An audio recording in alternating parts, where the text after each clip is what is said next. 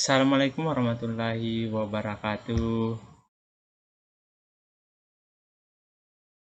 Kembali lagi bersama saya Alfiansyah dan rekan saya Muhammad Riansyah. Kami dari kelompok 1 yang akan mempresentasikan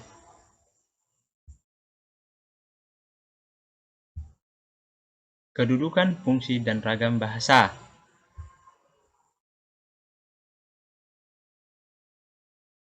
Nah, kedudukan bahasa.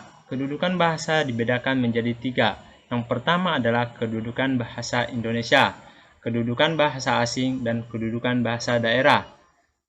Yang pertama-tama kedudukan bahasa Indonesia sebagai bahasa nasional dan bahasa negara.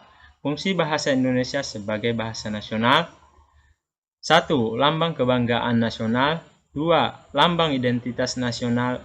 3. Alat pemersatu sebagai masyarakat yang berbeda latar belakang nasional, budaya, dan bahasanya. 4. Berhubungan dengan antar budaya, antar daerah. Kedudukan bahasa Indonesia sebagai bahasa negara. 1. Bahasa resmi kenegaraan. Yang kedua, bahasa pengantar resmi di lembaga pendidikan. Yang ketiga, bahasa resmi pada tingkat nasional untuk kepentingan perencanaan dan pelaksanaan pembangunan serta pemerintahan. Yang keempat, bahasa resmi di dalam pengembangan budaya dan pemanfaatan ilmu pengetahuan serta teknologi modern. Kedudukan bahasa daerah. Kedudukan bahasa daerah adalah sebagai kedudukan bahasa daerah sebagai bahasa daerah.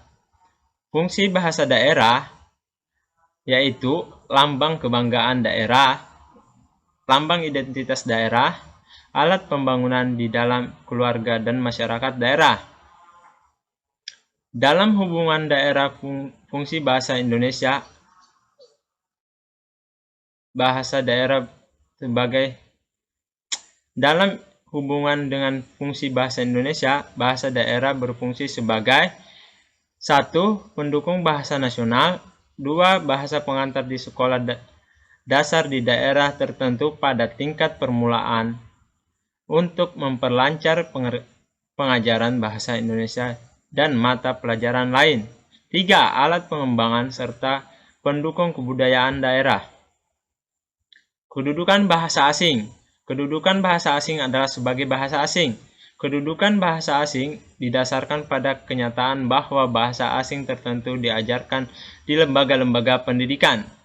Fungsi bahasa asing, yang pertama adalah alat penghubung antar bangsa. Yang kedua, alat pembantu pengembangan bahasa Indonesia menjadi bahasa modern. Yang ketiga, alat pemanfaatan ilmu pengetahuan dan teknologi modern untuk pembangunan nasional. Dalam Undang-Undang Republik Indonesia Nomor 24 Tahun 2009 Pasal 43 disebutkan, pemerintah dapat memfasilitasi warga negara Indonesia yang ingin memiliki kompetensi berbahasa asing dalam rangka meningkatkan daya saing bangsa. B. Fungsi bahasa. Fishman 1972. Who speak what language to whom, when, and to what end?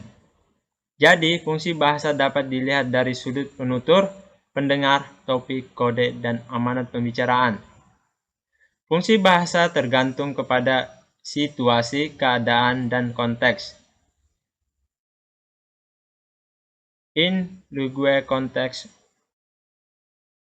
In language context is everything. Dari sudut penutur, bahasa berfungsi personal atau pribadi. Artinya, si penutur menyatakan sikap terhadap apa yang dituturkannya. Si penutur bukan hanya mengungkapkan emosi lewat bahasa, tetapi juga memperlihatkan emosinya sewaktu menggunakan bahasa. Si pendengar juga dapat menduga apakah si penutur sedih, marah, atau gembira. Nah, fungsi bahasa menurut Halliday membagi pada tahun 1973 membagi fungsi bahasa menjadi beberapa bagian. Yang pertama, fungsi instrumental, yang kedua, fungsi pengendalian, yang ketiga, fungsi pemeriaan, yang keempat, fungsi interaksi, yang kelima, fungsi pribadi, yang keenam, fungsi heuristik, yang ketujuh, fungsi hayalan.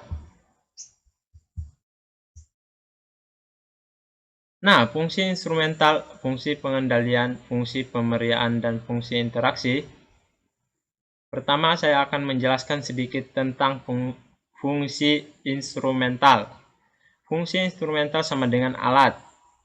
Jadi, bahasa menjadi alat bagi penutur dan pendengar membicarakan sesuatu perkara atau hal. Fungsi pengendalian atau fungsi regulasi atau fungsi pengaturan.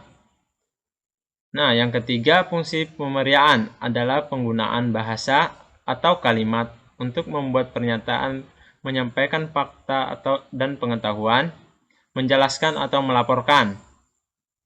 Fungsi interaksi digunakan dengan tujuan untuk mewujudkan hubungan yang baik sesama individu. Fungsi pribadi, the personal function, digunakan untuk tujuan menyampaikan perasaan, emosi, keinginan, dan sebagainya yang bersifat pribadi. Fungsi heuristik adalah penggunaan bahasa dengan tujuan untuk memperoleh ilmu pengetahuan. Fungsi hayalan berhubungan dengan keinginan manusia untuk berangan-angan. Nah, selanjutnya yang akan dijelaskan oleh teman rekan saya, Muhammad Iriansyah. Oke, saya akan melanjutkan presentasi dari teman saya, yaitu Alfiansyah. C. Ragam bahasa. Ragam bahasa dapat dibedakan berdasarkan 1. Saluran atau channel, 2. Pemakaian, dan 3. Pakaian bahasa. Ragam bahasa berdasarkan saluran yang digunakan adalah dua macam. 1. Ragam bahasa lisan, dan 2. Ragam bahasa tulis. Ragam bahasa berdasarkan orang yang memakai bahasa disebut ragam bahasa pemakai. Misalnya ragam bahasa nelayan, ragam bahasa remaja, dan lain-lain.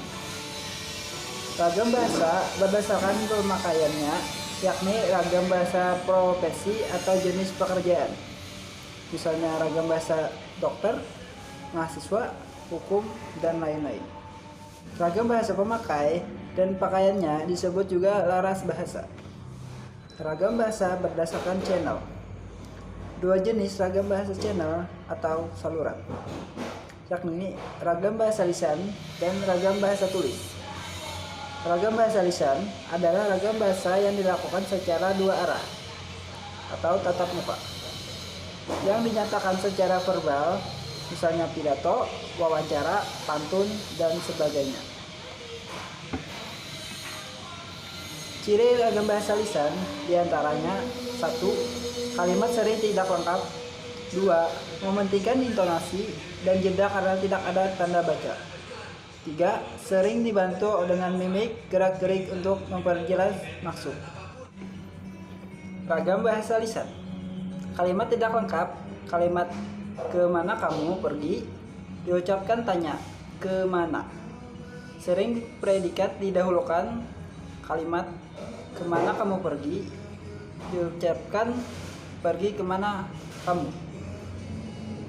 Mimik muka dan gerak-gerik anggota tubuh, tangan, anggukan, dan sebagainya digunakan sebagai pengganti ejaan atau tanda baca dalam bahasa tulisan.